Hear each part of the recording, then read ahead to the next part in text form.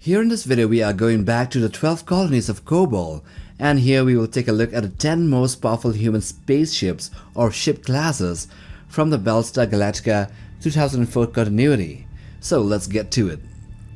At number 10 we have the Ranger-class Fleet Escort. This is a medium-sized warship measuring around 456 meters or 1500 feet long, which made it much smaller than a Battlestar but still large enough to be a serious military vessel. Its main job appears to be escorting and protecting larger ships, and to help defend against enemy fighters and missiles that get through.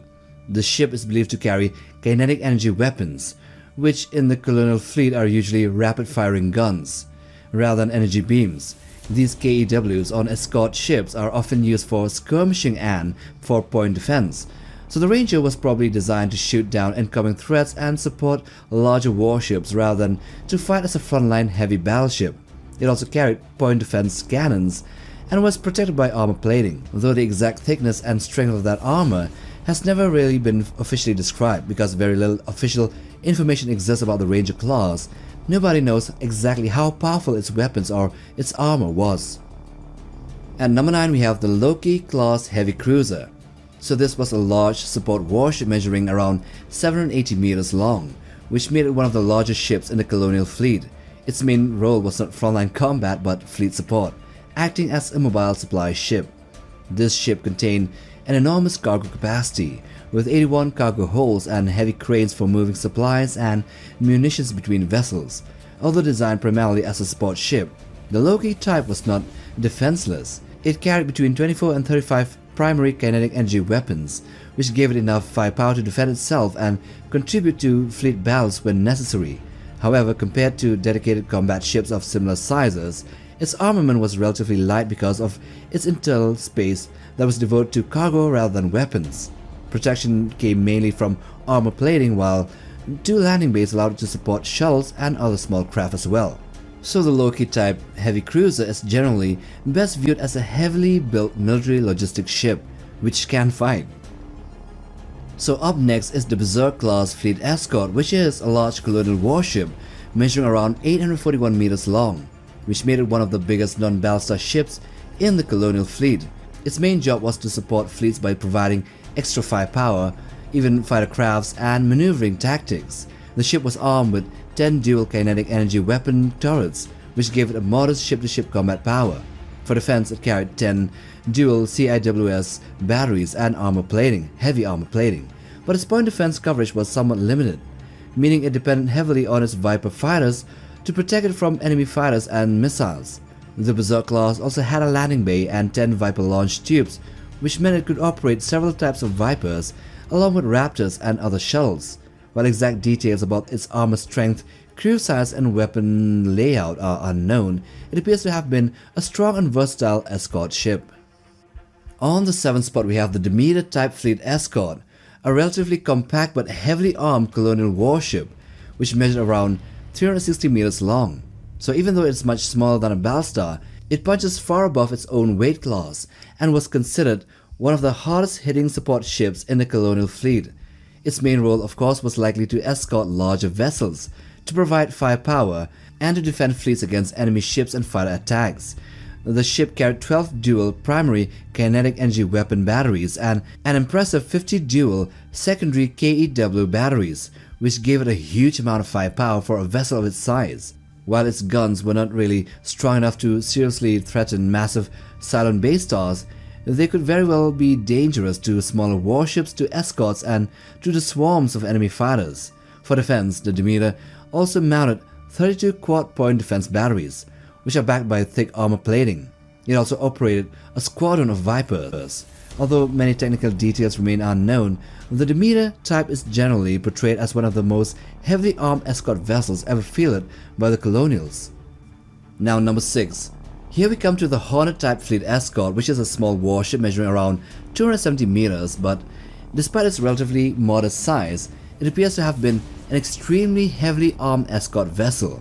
The ship carried an impressive 20 dual primary kinetic energy weapon batteries, which was backed up by a staggering 170 secondary triple KEW batteries and 16 tertiary dual KEW batteries. If these numbers are accurate, the Hornet-type may have had one of the densest gun arrays of any known colonial escort, which allowed it to fill space with enormous amounts of kinetic fire against enemy fighters and smaller warships. And unlike some of the other colonial escorts, no dedicated point defense batteries are listed, although its huge number of secondary and tertiary guns may have helped to fill that role.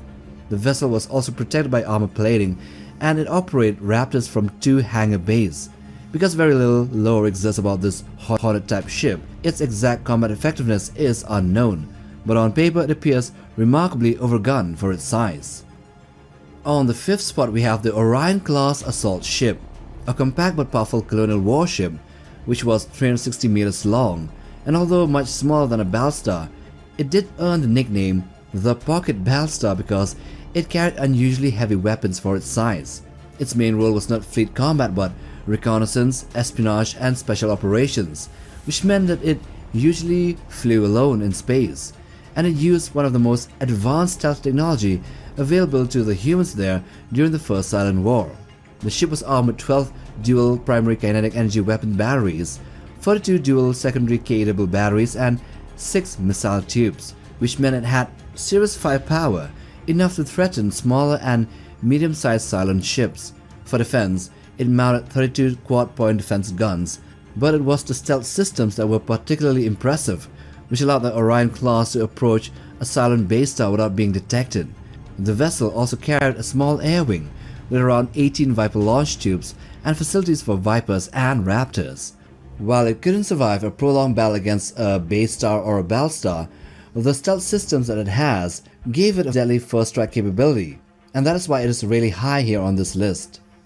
And so from now on forth we come to the Battlestars. We begin here with the Artemis-class, which was one of the oldest and most important warships. It measured around 1,084 meters long and was bigger than most other ships. Before the 12 colonies united and developed later Battlestars like the Jupiter-class, the Artemis was the most powerful warship in the colonial space. Its main role was to serve as both a heavily armed battleship and also a carrier. The ship carried 8 primary KW batteries, 4 secondary ones, missile tubes and an unknown number of dual KW point defense batteries for protection against fighters and incoming missiles. While the number of main guns may seem lower than most other colonial warships, the Battlestar-grade KEWs were extremely large and powerful weapons, which were designed to engage major enemy vessels rather than smaller targets, which made it a difficult ship to destroy. Its 2 large flight pods and 2 flight decks allowed it to operate multiple squadrons of Vipers.